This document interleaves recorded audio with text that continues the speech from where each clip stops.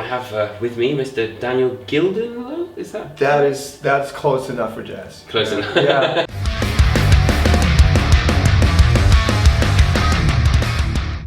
Awesome. So you've released your brand new record, In the Passing Light of Day. Yeah. Yeah. What does that record mean to you? Well, the theme of the album, the concept is revolving around my stay at the hospital. It is. I hold all our albums very close to heart, of course, but this one maybe a little bit more since the concept is so autobiographical and close to me that way. And I think that's also one of the strengths of the album, like looking from a fan perspective. The music of the album is very straightforward and uncompromising, but it's also paired with this very intimate and fragile concept and these lyrics, and I think that match is very turned out to be really nice. Right, okay, so it's kind of playing the two contrasts against each other. Yeah, in a way, I guess, yeah. Right, okay. Intimate aggression. Intimate aggression. Like domestic violence. It's not at all that. For example, what would on a Tuesday, what entail? What part of the story is that? That is I guess that's the hub in a way of the entire story arc. I'm brought into hospital with like this immense pain that started off as something just annoying, like the stuff that you don't go to hospital for that. You're just like, and it's a Sunday at that point. I'm at home, and I feel like I'm just gonna write it out. Johanna, my wife, she thinks, maybe you should go see someone, because the pain was just like increasing so fast. So I decided to write it out and wait until the Monday. But towards the end of the Sunday, I couldn't stand up anymore. It was like the most terrible pain I'd felt. So she called Leo, our drummer, and he came out, picked me up, and we went to the hospital. And I ended up staying there for like almost 4 months in the end, because I had flesh-eating bacteria. So I'm really glad that I went in, because that stuff works fast. You can go from perfectly healthy to just as perfectly dead in just like 2 or 3 days if you're unlucky.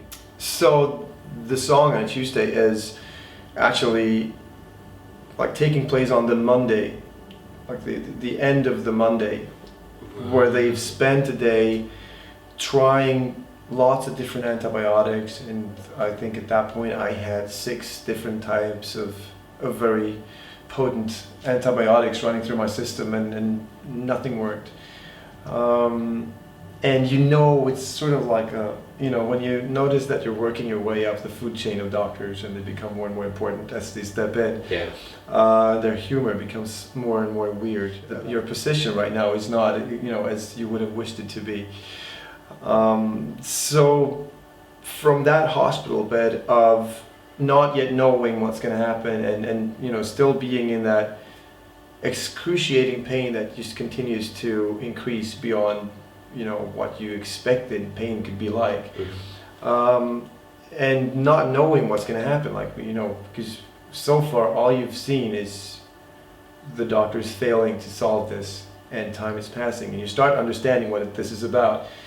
And from that point of lying in that bed with Johanna on my side, knowing that she must go home to the kids and everything, and we still don't know what's going to happen.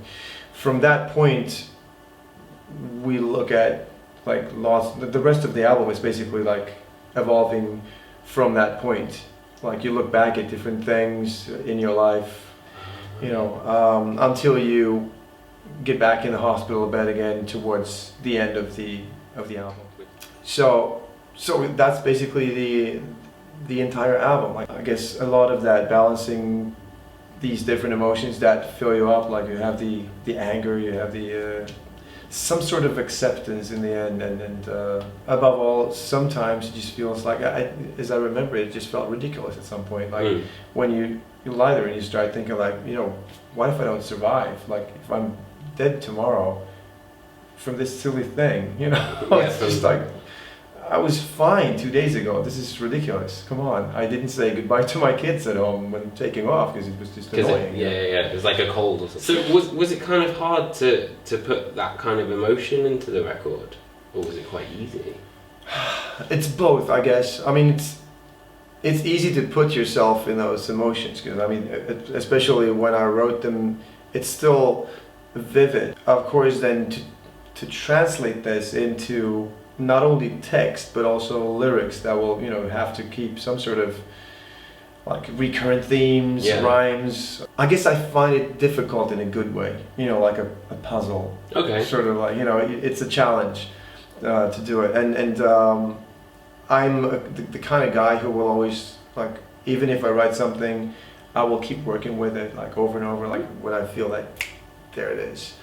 And I enjoy it. It's a very tedious and very frustrating process at points, but it's also very rewarding. It's so annoying at some, you know, from some point of view, but it's really nice in the end when you lock things into place. It's the same thing that I experienced with the Remedy Lane album. If you're writing about this, you will have to sing about this on stage over and over and over again. You'll have to, yeah. And the thing is, I'm not the kind of guy who could just like go up there and go like, oh, I'm just going to sing the words tonight. You know, I'm not going to get into it. You know, I want to be like 100% into it. I want to put myself in that position as much as I possibly can because I just feel that it's going to be more true, and true is always better, I think. So that means having to relive all of these things over and over again, which is a bit weird. Just made an interview earlier where he asked about closure. And I said that I think closure is a human invention. I don't think there is such a thing as closure, really. I think you can probably trick yourself into feeling closure, but like wounds heal. That's the closure you get, I think. Thinking about it, not too much, but not getting stuck in it. And making an album is a little bit of, you know, like when you're on stage, you have to get stuck in it, like over and over again. But it turns into something else too. I mean, it turns into this album, and so that's a way of dealing with it too, I guess. Yeah. Because it must be tough, like, you know, obviously doing interviews, you know, you're chatting to me and you're chatting to other people about this. Yeah. You know, and then you got to go and play it. Yeah. And you got to listen to it, you know, like you get stuck in it a little bit. Yeah. It must be like inescapable. Yeah. But on the other hand, it's sort of like, and that I realized that with the Remedy Lane album, that you have the pros and cons of doing that, because also there is the risk of the memories burning out, like, because you deal with them so much and you talk about them and you turn them into songs, and all of a sudden you have a period of your life on rhyme, you know, and that's just not, you know, it's not real. No, it's sort of like it turns into something else, just a little bit Shakespearean all of a sudden, you know, and so in a way, while getting stuck on this and repeating it and like always getting back to it, you're getting back to some sort of structurized shape of it, and in the end you're not really sure what your memories are anymore, because you just like, it's all jumbled up together with this work, you know. Speaking about memories, I know that you were on the Systematic Chaos record with Dream Theater on the Repentance track. Yeah. I was just wondering, what was it that you repented about? If you wish I could remember talking about memories. I wish I could remember that. Didn't I make apologies to my future self for not like taking care of my body the right way or something like that? I think so. Does it kind of get any less sort of surreal, the recording process, when, you know, like for example when you were doing In the Passing Light of Day? Well, the thing is, we've always changed the methodology of how we record. I don't like to, you know, get caught in certain routines. I probably need routines a lot, but I shun them at the same time. So while making an album, I want it to be new every time. I want to feel that, you know, that making music is new and the way I think of music is new. So like, by changing the way you record and create the album, you will think in a different way. So you're sort of like forcing yourself into renewing your I don't know, your relation to music. Like for the Road Salt albums, we just recorded, we never made demos. Everyone who's ever made a song will know that there's certain things with the demo that will never come out as good with the real one afterwards. Yeah. And every time you hear it, you're gonna go like, oh, I remember that scream from the demo, that was so much better. Oh, really? Yeah, so, and for the Road Salt albums, I just decided we're not making demos. We'll record it, like when we make the demos, that's the album.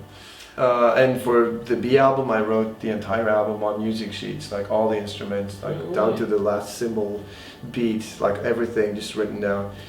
And I had no idea if I could do it or not, but I thought, you know, usually what I hear in my head, you know, if it sounds good there, it's going to sound good in real life. I miscalculated like one note on the clarinet. I wrote one too low or something like that. Yeah, I know. I think that's a good way of like reinventing your process. Yeah. So the recording process and the writing process becomes sort of like intertwined somehow.